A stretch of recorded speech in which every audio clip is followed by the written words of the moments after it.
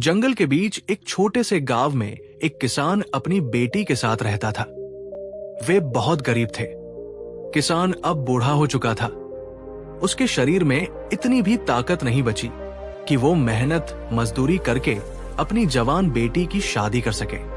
फिर एक रोज पिता की तबीयत बहुत खराब हो गई तो उसने अपनी बेटी से कहा, मैं अपने जीते जी तुम्हें कोई भी खुशी नहीं दे पाया और ऊपर से तुम्हारे लिए मुसीबत बन गया हूं। हो सके तो मुझे माफ कर देना बेटी। कल अगर मैं ना रहूं तो तुम हिम्मत रखना और मुश्किलों से कभी घबराना मत। इतना बोलते ही उसकी सांसें थम गई और इस दुनिया से चल बसे। उसके जीवन का एक आखिरी सहारा भी अब छीन गया था। लड़की जोर जोर से रोने लगी। आवाज सुनकर गांव वाले देखने आए। तब कुछ औरतों ने उसे संभाला। फिर नियम अनुसार उसके पिता को श्मशान ले जाने की तैयारी करने लगे। परिवार में बस किसान की बेटी ही थी, इसलिए उसी ने अपने पिता को आग दी। लड़की ने अपने पिता को जब राख में बदलते हुए देखा तो उसका दिल पूरी तरह से टूट गया। अब वो अकेले घर के कोने में बैठी रो रही थी। माँ तो उसकी बचपन में ही चल बसी और अब पिता का साया भी छीन गया। फिर कुछ दिनों तक लोगों ने उसकी मदद की। खाने पीने को कुछ ना कुछ देते रहे, लेकिन समय के साथ सभी लोग अपने काम में व्यस्त हो गए। अब घर में कोई कमाने वाला नहीं था तो खाने पीने की भी समस्या बढ़ गई। फिर उसने सोचा, घर बैठने से कुछ नहीं होगा, मुझे बाहर निकलकर मेहनत मजदूरी करनी ही पड़ेगी। अगले दिन वो किसी खेत में मजदूरी करने गई। दिन भर वो खेत में बीज डालती सब्जियों को तोड़कर जमा करती और इसी तरह मजदूरी करने के बाद उसे थोड़े बहुत पैसे मिल जाते और उन्हीं पैसों से वो अपना गुजर बसर करने लगी। फिर एक दिन रोज की तरह वो खेत में फसल काट रही थी। तभी पक्षियों की आवाज उसके कानों में गूंजने लगी, मानो कोई खतरे का संकेत वो दे रहे थे। फिर अचानक से लड़की को एहसास हुआ कि उसके पीछे कोई है। जब उसने पलट कर देखा तो उसके होश उड़ गए। एक विशालकाय सांप कुंडली मारकर बैठा हुआ उसी को देख रहा था। ये दृश्य देख लड़की डर के मारे सुन पड़ गई और मन ही मन वो कहने लगी है, भगवान मुझे इस भयानक सांप से बचा ले। फिर उसने हिम्मत जुटाकर एक पत्थर उठाया। तभी सांप बोल पड़ा, क्या तुम मुझे इस पत्थर से मारोगी? ये सुनते ही लड़की पूरी क्षमता से भागी। अपने घर पहुंचकर उसने दरवाजा बंद किया, लेकिन सांस फूलने की वजह से वो जमीन पर गिर पड़ी और सोचने लगी, मैंने जो अभी देखा क्या वह सच है? अगर वो मुझे काट लेता तो मेरी जान चली जाती।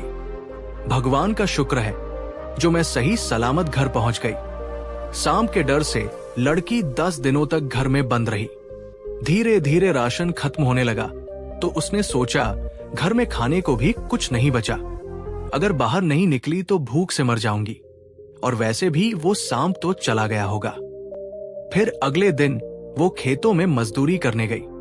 जब आसपास कोई नहीं था तभी वो सांप जंगल से निकल आया और उसे घूरने लगा। जब लड़की ने एक बार फिर उस सांप को देखा तो डर के मारे उसका शरीर थरथर कांपने लगा। फिर उसने सोचा, अगर मैं इस बार भाग गई तो वैसे भी भूख से मर जाऊंगी, मुझे बस इसे नजरअंदाज करना है। ये सोचकर उसने सांप को अनदेखा किया और काम में व्यस्त हो गई। जब शाम हुई तो लड़की अपने घर लौट गई और सांप वही बैठा बस देखता रहा।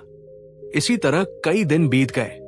अब लड़की रोज मजदूरी करने आती और हर बार की तरह सांप बिना कोई हरकत किए बस देखता रहता।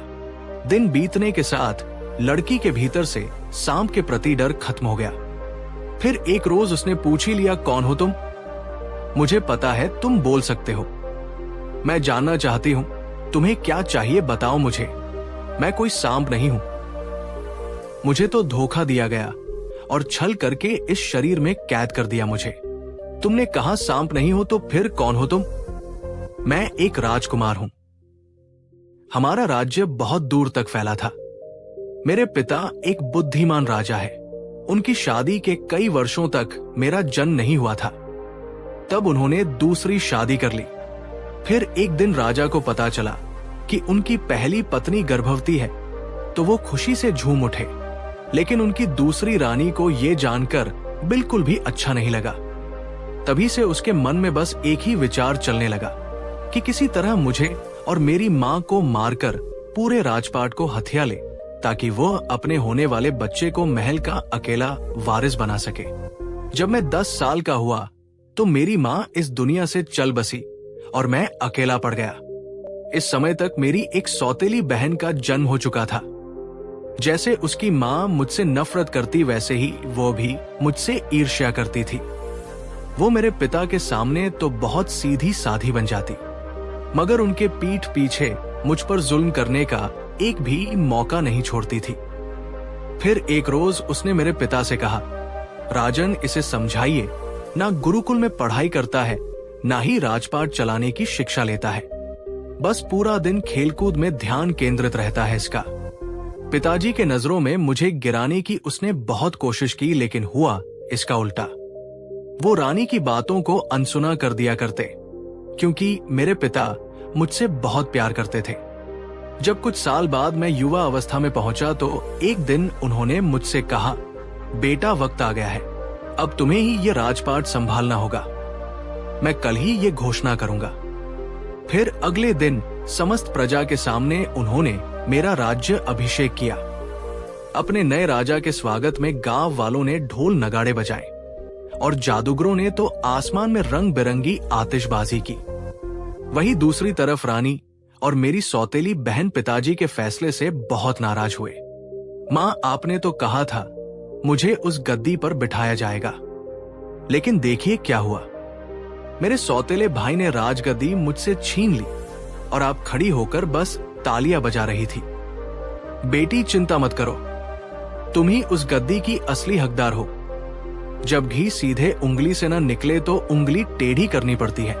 ये राजा तो बन गया, लेकिन इसकी कीमत उसे अपनी जान से हाथ धोकर चुकानी पड़ेगी। इस तरह शुरू किया मेरी सौतेली मां ने काले जादू का खेल। फिर अगले दिन वो उस जंगल में गई जहां इंसान तो क्या कोई पशु भी जाने की ना सोचे। अब रानी उस मार्ग पर आगे बढ़ने लगी। रास्ते में कई जानवर और मानवों की हड्डियां पड़ी थी, जो बस यही कह रहे थे, लौट जाओ यहां से, वरना दुष्ट जादूगर तुम्हारी आत्मा को भी इस नर्क में कैद कर देगा। अभी भी वक्त है, लौट जाओ। वो डरने के बजाय मुस्कुराते हुए आगे बढ़ गई। सामने ही उस जादूगर का घर था। अंदर जाने पर वो एक बदसूरत आदमी को देखती है जो किसी की हड्डियां चबाने में व्यस्त था। फिर रानी को देखते ही उसने कहा, अगर तुम्हारा पति एक राजा नहीं होता तो तुम्हारे टुकड़े करके मैं अभी खा जाता। ये सपना तो तुम्हारा पूरा नहीं हो सकता। अगर तुम चाहो तो मैं तुम्हें ताजा मांस खिला सकती हूं, लेकिन उसके बदले तुम्हें मेरे एक दुश्मन को रास्ते से हटाना पड़ेगा। रानी की बात सुन दुष्ट जादूगर ने सोचा, वैसे भी यहाँ लोग कम आते हैं, अगर ताजा मांस खाऊंगा तो मेरी शक्तियां और बढ़ेंगी। फिर वो रानी की बात मान जाता है और अपनी काली शक्तियों से एक ताबीज बनाकर कहता है, इसे अपने दुश्मन के गले में डाल देना और फिर देखना वो कुछ ही देर में एक लाचार सांप में बदल जाएगा। ताबीज लेकर वो महल लौट गई। अगले दिन रानी ने अपनी चाल चली और राजकुमार से कहा, बेटा, मैंने तुम्हारे साथ कभी अच्छा व्यवहार नहीं किया, इसके लिए मुझे क्षमा कर दो। आपने बेटा कहा, इस बात की खुशी है मुझे और मैं आपसे बिल्कुल भी नाराज नहीं हूं। अगर तुम ये ताबीज गले में पहन लोगे तो मैं समझूंगी कि तुमने मुझे माफ कर दिया है। मुझे लगा शायद वो बदल गई है, लेकिन ऐसा नहीं था। जैसे ही मैंने वो ताबीज पहना तभी काली शक्तियों ने अपना असर दिखाया। मेरे हाथ पैर गायब होने लगे। फिर देखते ही देखते मैं सांप में बदल गया। तब मैंने कहा, यह आपने मेरे साथ क्या किया? जल्दी ठीक करो मुझे, वरना अच्छा नहीं होगा। रानी हंसकर बोली, अच्छा तो अब तुम्हारे साथ नहीं होगा।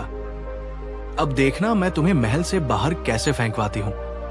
फिर वो चिल्लाई, बचाओ मुझे। महल में एक सांप घुस आया है। आवाज सुनकर कुछ सैनिक लाठी डंडों के साथ दौड़ते हुए आए और मुझे महल से बाहर खदेड़ दिया। अब निराश होकर मैं इस जंगल में भटकने लगा। तभी मुझे एक साधु दिखाई दिए जो कुटिया के बाहर बैठे भोजन पका रहे थे। फिर जैसे ही मैं उनके पास गया, वो मुझे पहचान गए और बोले, राजकुमार, मैं देख रहा हूं आप पर किसी ने काला जादू किया है। साधु महाराज, आपने बिल्कुल सही कहा। क्या आप मुझे पहले जैसा बना सकते हैं? ये संभव तो है, लेकिन काला जादू तभी टूटेगा जब कोई साफ दिल की अविवाहित कन्या तुम्हारे गले से इस ताबीज को निकालेगी। उस दिन से मैं तुम्हारे जैसे किसी की तलाश में था। फिर एक रोज मुझे तुम दिखी, निडर साहसी और उससे भी बढ़कर बिल्कुल साफ दिल की। सांप की बात सुन लड़की हैरान रह गई, और जब उसने ध्यान से देखा तो वाकई सांप के गले पर एक ताबीज बंधा हुआ था, जिसकी ऊर्जा उसे साफ दिखाई दे रही थी। ये काली शक्तियां मुझे जकड़ती जा रही है। अब तुम्हें फैसला लेना होगा। मैं तुम्हारे साथ कोई जबरदस्ती नहीं कर रहा। चाहो तो तुम अपने रास्ते जा सकती हो। लड़की ने सोचा, अगर मैंने इसकी मदद नहीं की और सच में ये मुसीबत में हुआ तो फिर मुझे बहुत बड़ा पाप लगेगा। फिर वो डरते हुए ताबीज को उसके गले से निकाल देती है, जिसके तुरंत पश्चात काले बादलों ने आसमान को ढक लिया और जोरदार बिजली कड़कने लगी। तब सांप के भीतर से एक काला साया निकला और वही जलकर भस्म हो गया। जादू खत्म होते ही सांप फिर से राजकुमार बन गया। अब उसने लड़की से कहा, आज तुम्हारी वजह से मैं आजाद हूं। तुमने मुझ पर बहुत बड़ा एहसान किया है, इसलिए मैं चाहता हूं कि तुम मेरे नगर की रानी बनो। लड़की ने भी हां कहा। फिर दोनों महल की तरफ निकल पड़े। गांव से गुजरते समय लोगों ने उसे पहचान लिया और अपने राजा की जय जयकार करने लगे। इधर महल में ये सूचना लेकर सैनिक राजा के पास गया, महाराज, आपके पुत्र राजकुमार लौट आए हैं। ये सुनकर राजा की खुशी का ठिकाना ना रहा। फिर वो पुत्र को लेने महल के द्वार पर भागते हुए गए। राजकुमार को जब उन्होंने देखा तो रोते हुए गले लगाया और कहने लगे, मेरे बच्चे, मुझे छोड़कर तुम कहां चले गए थे? तुम्हारी खोज में मैंने पूरी सेना लगा दी, हर राज्य में जाकर ढूंढा, लेकिन सब कुछ विफल रहा। राजकुमार ने पूरी घटना के बारे में बताया कि कैसे उसकी सौतेली मां ने एक जादुई ताबीज पहनाकर उसे सांप बना दिया। पिताजी, अगर मैं आज सही सलामत यहाँ पहुंच पाया तो वे सिर्फ इस लड़की की वजह से ये ना होती तो मैं जंगल में भटकते हुए किसी दिन गुमनामी की मौत मर जाता। ये सच्चाई जान राजा का चेहरा गुस्से से लाल हो गया। तभी सैनिकों को आदेश देते हुए वो बोला, जाओ और रानी से कहना, महाराज ने आपको सभा में तुरंत बुलाया है। आदेश का पालन हुआ। जब वे रानी के कक्ष में पहुंचे तो देखा वहां कोई नहीं था। दरअसल रानी को पता चल गया था कि उसका सौतेला बेटा महल लौट आया है। मां, अब क्या करें?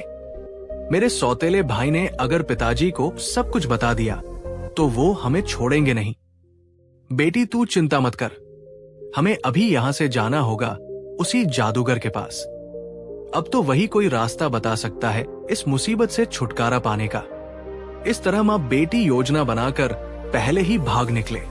जब राजा को रानी और उनकी बेटी के भागने की सूचना दी गई तो वो बोले, मुझे पता है वे कहां गए होंगे। जाकर सेनापति से कहो टुकड़ी तैयार करे। आज मैं उस दुष्ट जादूगर को मिटा ही दूंगा। फिर राजा अपनी सेना लेकर निकल पड़ा उसे खत्म करने।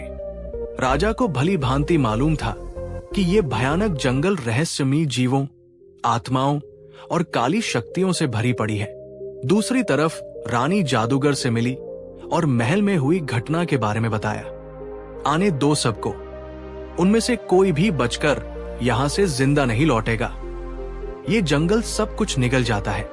इधर एक एक कर सैनिक मारे जाने लगे तो राजा ने कहा, सभी चौकन्ना हो जाओ और कुछ भी विचित्र दिखे तो सबको साथ रहकर उससे निपटना है। रणनीति बना वे कुछ ही दूर आगे बढ़े थे। तभी उनका रास्ता रोकते हुए एक दैत्य बोला, राजन, अपनी सेना लेकर तुरंत यहां से लौट जाओ, वरना मैं सबको मार दूंगा। तुम कद काठी से भले ही बहुत शक्तिशाली दिख रहे हो, लेकिन मेरे आगे टिक नहीं पाओगे। तुम्हारे आका उस जादूगर को मुझसे कोई नहीं बचा सकता। अब राजा ने युद्ध का बिगुल बजाया और एक भीषण लड़ाई शुरू हुई। एक तरफ दैत्य और काली शक्तियां थी तो दूसरी तरफ राजा अपनी पूरी क्षमता के साथ उस दैत्य पर टूट पड़ा। लड़ाई इतनी भीषण थी कि धरती रक्त से लाल हो गई और कई सैनिक मारे गए। आखिर में राजा ने अपनी तलवार से दैत्य के सीने को चीर कर रख दिया और इस तरह युद्ध खत्म हुआ। दूसरी तरफ जादूगर अपनी माया से सब कुछ देख रहा था। फिर अचानक से वो गिर पड़ा। तब रानी बोली, क्या हुआ जादूगर? क्या दिखा तुम्हें? आजा को तुम्हारे दैत्य ने मारा या नहीं? वो असफल रहा। अब हमें जान बचाकर भागना चाहिए। राजा किसी भी वक्त यहां पहुंच जाएगा और वो सबसे पहले मुझे ही मारेगा। इतना कहते ही सैनिक वहां आ पहुंचे और उन्हें चारों तरफ से घेर लिया। फिर तीनों को बंदी बनाकर महल ले जाया गया। अब राजा की सभा में रानी और उस जादूगर को बेड़ियों में जकड़कर सैनिक लेकर आए। फिर राजा ने क्रोधित होकर पूछा, बोल दुष्ट जादूगर, क्या ये बात सत्य है कि तूने मंत्र द्वारा मेरे बेटे को एक सांप में बदल दिया था? महाराज क्षमा करें, मुझे ये बिल्कुल मालूम नहीं था कि रानी जिस व्यक्ति को नुकसान पहुंचाने के उद्देश्य से मेरे पास आई थी वो आपके पुत्र राजकुमार थे। यदि मुझे ये जानकारी होती तो मैं कभी इस कृत्य में शामिल ना होता। ये सुनते ही सभा में उपस्थित लोगों ने रानी को सूली पर चढ़ाने की मांग करने लगे। तब राजा ने अपनी पत्नी से कहा, तुमने सारी हदें पार कर दी, अपने ही बेटे को मारने चली थी। साफ है कि तुम मां कहलाने योग्य नहीं, और जिसकी मंशा ही मेरे परिवार को नुकसान पहुंचाने की हो उसको हमारे महल में तो क्या, इस राज्य के किसी भी कोने में रहने का अधिकार नहीं। फिर सैनिक दोनों को घसीटकर महल से ले ही जा रहे थे कि तभी जादूगर ने सबसे घातक प्रहार किया और देखते ही देखते पूरी जगह एक खंडहर में तब्दील हो गई। सभा में उपस्थित हर एक इंसान जमीन पर घायल पड़ा था। राजन, तुम्हें क्या लगा मैं हार